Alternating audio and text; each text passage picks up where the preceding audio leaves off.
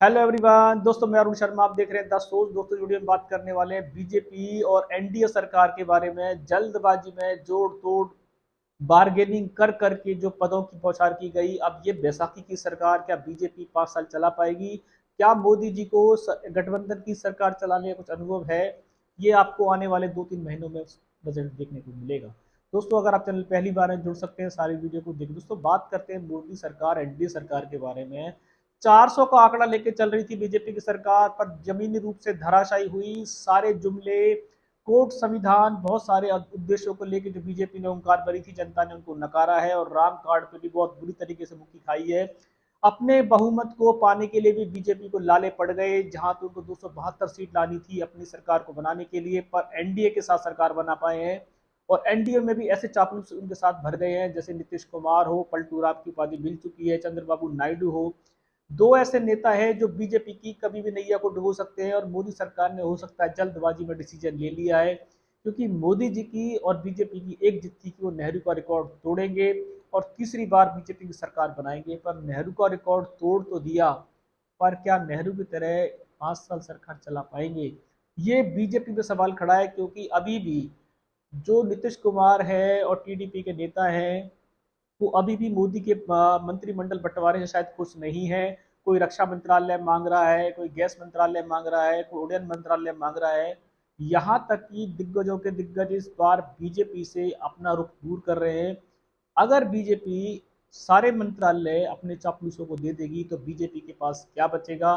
क्या मोदी जी खाली दिखने के लिए प्रधानमंत्री रह जाएंगे? क्योंकि ये चापलूस ऐसे हैं, अगर बीजेपी ने अपने सारे मंत्रालय इनके पास नहीं रखे, तो ये बीजेपी को कभी भी ठेंगा दिखा देंगे। ये आने वाला समय आपको बताएगा। और मोदी जी ने शायद कोई बिना मंथन करे, शायद एक नेहरू का रिकॉर्ड तोड़ने के चक्कर में जो जल्दबाजी मचाई है, हो सकता है ये बीजेपी एनडीए सरकार के लिए नकारा साबित होगी। क्योंकि ऐसे नेताओं का समीकरण बिठा लेना, रातों रात उन नेताओं से बात कर लेते ना, जो नेता कल तक नीतीश कुमार हो, टीडीपी नेता हो, ये कल तक मोदी जी को सबसे भ्रष्ट और लोकतंत्र को से बचाने वाला नेता बताते थे, कहते थे इसमें हमको मोदी को। और यहाँ तक कि इंडिया गठबंधन की नींव ही नीतीश कुमार पलटू राम ने रखी थी। और देखा जाए तो दुनिया को इंडिया गठबंधन में शामिल करा के खुद पलटी मारकर अपनी पार्टी में दोबारा चले गए। और आज मोदी जी के चरण कमल नजर आते हैं। अब देखते हैं कि मोदी जी इनको कब तक प्रसन्न रख पाएंगे, या नेहरू का रिकॉर्ड कायम रहेगा। खाली तीसरी बार सरकार बनाना कोई बहुत बड़ी तुर्रम खां मोदी जी ने हासिल नहीं किया है। बीजेपी सरकार ने कोई बहुत बड़ा काम नहीं किया है। तुर्रम खां पद का तब जाना जाएगा जब मोदी सरकार इन नेताओं को 5 साल अपने झोले में पिटारे में रखेगी, क्योंकि ये नेता 5 साल पिटारे में रहने वाले नहीं है। जैसी सर्दी गर्मी आएगी, ये आवाज उठाएंगे। अब देखते हैं कि मोदी मंत्रालयों से कितने दिन चापलूस अपनी सरकार को बनाने में चलाएंगे। मोदी सरकार ने शायद देखा जाए तो किसी भी सरकार के साथ गठबंधन पहले नहीं करती थी, क्योंकि उनके पास अपने बहुमत के आंकड़े आते थे। पर इस बार जो धराशायी वो हुए हैं, अब उनको पता है कि नीतीश कुमार के दरवाजे जो बीजेपी में हमेशा के लिए बंद थे, जिनकी अमित शाह ने ताल ठोकी थी कि नीतीश कुमार की एंट्री बंद हो चुकी है, पर नीतीश कुमार आज डिनर में सबसे पहले मोदी जी के बगल में बैठे हैं।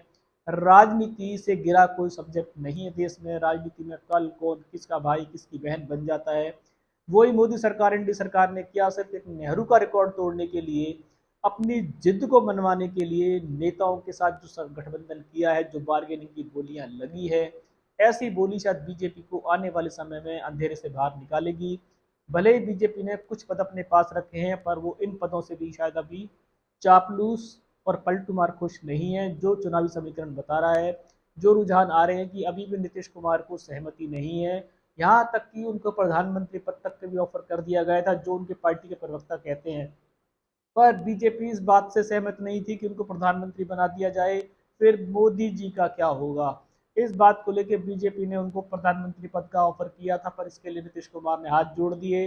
अब देखते हैं कि पलटू राम नीतीश कुमार क्या मोदी जी का नेहरू का रिकॉर्ड कायम करने में कामयाब रहेंगे, या नेहरू की सिर्फ शपथ ग्रहण तक का जो इन्होंने बीड़ा उठाया था, जो इन्होंने हैट्रिक लगाई है, वो कुछ दिनों की हैट्रिक है। दोस्तों, फिलहाल अभी जो सरकार गठबंधन हुआ है, बीजेपी जो अपने मैंडेट से बाहर रही, और जिसको 400 का आंकड़ा तो छोड़ो, अपनी बहुमत सीटें नहीं ला पाई, सिर्फ उनको गठबंधनों के सहारे वो आज सरकार बनाने में कामयाब रहे हैं। अभी तक 2014 या 2019 में जो मोदी आंधी थी, उनमें उनका अपना बहुमत था, जिससे 5 साल सरकार उन्होंने अपनी मनमर्जी से चला ली।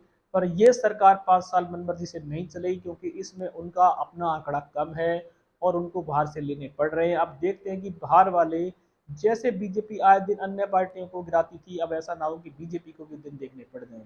दोस्तों फिलहाल बीजेपी की मुश्किलें कम नहीं है, चुनाव जीत कर भी जो खटाई में पड़े हुए हैं, और किस किस तरीके की रणनीतियां उनके पास हैं जो 5 साल सरकार को चलाएंगे, या सिर्फ नेहरू का रिकॉर्ड रोकने में वो किताब में लिखवाना चाहते थे। इस रुझान पे कोई सटीक विश्लेषण बनेगा आपको समय से पहले बताएंगे। अगर आप चैनल पहली बार जुड़ सकते हैं सारी वीडियो को देखने। दोस्तों मैं अरुण शर्मा मिलूंगा नई सोच के साथ, अपना ध्यान रखें। नमस्कार।